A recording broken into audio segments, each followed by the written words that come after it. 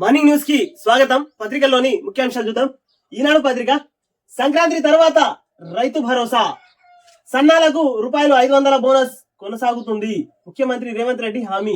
Telangana Sona, BPT, HMT వంటి రకాలు పండించాలని రైతులకు విజ్ఞప్తి. రూపాయలు 2 లక్షల వరకు రుణమాఫీ 100% పూర్తయినట్లు స్పష్టీకరణ. మొత్తం మీద 100% 2 లక్షల రుణమాఫీ మాఫీ అయింది అంటూ రేవంత్ రెడ్డి గారు నిన్న క్లియర్ గా స్పష్టం చేశారు. అయితే సంక్రాంతి తర్వాత రైతు భరోసా ఇస్తాం అంటూ నిన్న రేవంత్ రెడ్డి గారు చెప్పడం జరిగింది. మొత్తం మీద సన్నాలకు 500 రూపాయలు బోనస్ వస్తున్నది. ఎక్కువ శాతం తెలంగాణ సోనా, బీపీటీ, హెచ్ఎంటీ వంటి రకాలను పండించాలని తెలంగాణ రైతులను నిన్న రేవంత్ రెడ్డి గారు కోరడం జరిగింది. భారత సహాయంలో 2 సార్లు కూడా రూపాయలు 1,00,000 రూపాయలు సరిగ్గా చేయలేదు.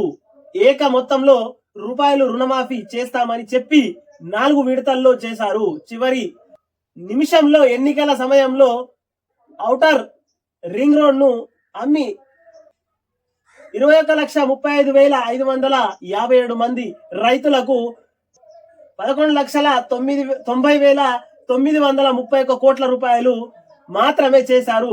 4.5 ఏళ్ల తర్వాత రుణమాఫీ చేయడం వల్ల వడ్డీ కింద రైతులు 8,57,897 కోట్లు చెల్లించాల్సి వచ్చింది. దీంతో నికరంగా భారత ప్రభుత్వం హయాంలో చేసిన రుణమాఫీ రూపాయలు 3,33,034 కోట్లు మాత్రమే అంటూ వార్త వేసుకుని వచ్చింది. ఇక్కడ డాలర్ను పక్కన పెడితే బ్రిక్స్ దేశాలపై 100% సుంకం విధిస్తా అంటూ ట్రంప్ చెప్తున్నారు. మొత్తం మీద 11వ పేజీలోని వార్త ఇది.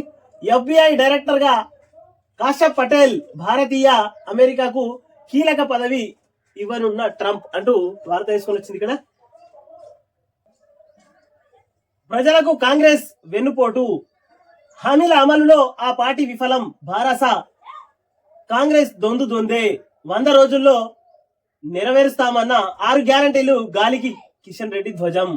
రాష్ట్ర ప్రభుత్వ ఏడాది పాలన వైఫల్యాలు, ఛార్జీ షీట్ విడుదల అంటూ 2వ పేజీలోని వార్త. మొత్తం మీద బీజేపీ పార్టీ ఆధ్వర్యంలో నిన్న ఛార్జీ షీట్ విడుదల చేసినట్టు వార్త వేసుకొని వచ్చింది. ఇక్కడ ఉస్మానియా ఆసుపత్రి నిర్మాణంపై సీఎం సమీక్ష, నోడల్ అధికారిగా దానకిషోర్ నియామకం అంటూ 8వ పేజీలోని వార్త.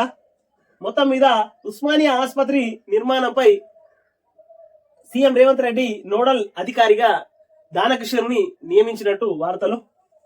ములుగు అడవుల్లో తుపాకుల మోత, ఎన్కౌంటర్ లో 7 మావోయిస్టుల హతం, మృతుల్లో ఇల్లందు నర్సంపేట ఏరియా కమిటీ కార్యదర్శి బద్రు అంటూ 2వ పేజీలోని వార్త. మొత్తం మీద 6 నెలల్లో నక్సలైట్లను మొత్తం మీద ఏర్పడేసిరనే చెప్పుకోవచ్చు. 100% దాదాపు ఈ 6 నెలల కాలంలో 500కు పైగా నక్సలైట్లను ఏరివేసినట్టు వార్తలు. ఏడాది కాంగ్రెస్ పాలన అన్ని రంగాల్లోనూ విఫలం, సంపద పెంచలేక ప్రతిపక్షాలపై నెపం వేస్తున్నారా, ప్రభుత్వంపై హరీష్ రావు విమర్శ. మొత్తం మీద ఏడాది కాంగ్రెస్ పాలనలో అన్ని రంగాలలో విఫలం అంటూ హరీష్ రావు గారు చెప్తున్నారు. ఇది 8వ పేజీలోని వార్త. మాలల హక్కు కోసం కలిసికట్టుగా పోరాడాలి, సింహగర్జన సభలో చెన్నూరు ఎమ్మెల్యే గడ్డం వివేక్ అంటూ 2వ పేజీలో వార్త. నిన్న పెద్ద ఎత్తున మాలలకు, మాదిగలకు జరుగుతున్నటువంటి పంచాయతీ.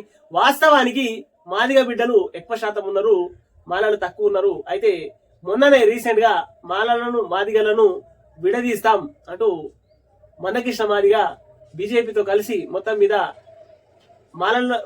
మాలకు సపరేటు, మాదిగలు సపరేటు అంటూ చెప్పుకొచ్చింది. దాని మీద మాలలందరూ ఒకటై మొత్తం మీద మేము కలిసే ఉన్నాం అంటూ చెప్పుకురావడం జరుగుతుంది. మొత్తం మీద మాలలం, మాదిగలం ఒకటే, మమ్మల్ని విభజించద్దు అంటూ మాలలు, అక్కడనేమో మాదిగలు మాకు అన్యాయం జరుగుతుందని మాదిగలు. చాలా సంవత్సరాల నుంచి ఇది పెండింగ్ లో ఉండే, కానీ ఇప్పుడు ఒక కొలిక్కొస్తే మళ్ళా మాదిగలు అందరు లేచి మేము మాలలం, మాదిగలం ఒకటే అంటూ మమ్మల్ని విడగొట్టద్దు అంటూ మళ్ళీ మాలలు పోరాటాలు చేస్తున్నారు.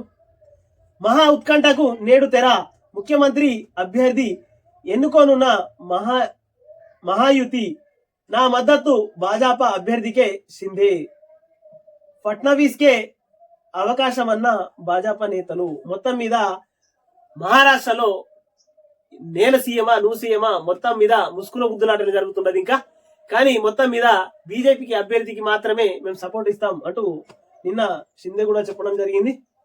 ఫడ్నవీస్ కే అవకాశాలు 100% ఫడ్నవీస్ కే మల్లప్ప తన చేతికే పగ్గాలు అందుతాయి అంటూ భాజపా నేతలు చెప్పుకొస్తున్నారు. కేఎన్ఎన్ టీవీని సబ్స్క్రైబ్ చేయండి, షేర్ చేయండి, కామెంట్లు పెట్టండి. దయచేసి ప్రజలారా కామెంట్ మాత్రం ఖచ్చితంగా పెట్టండి.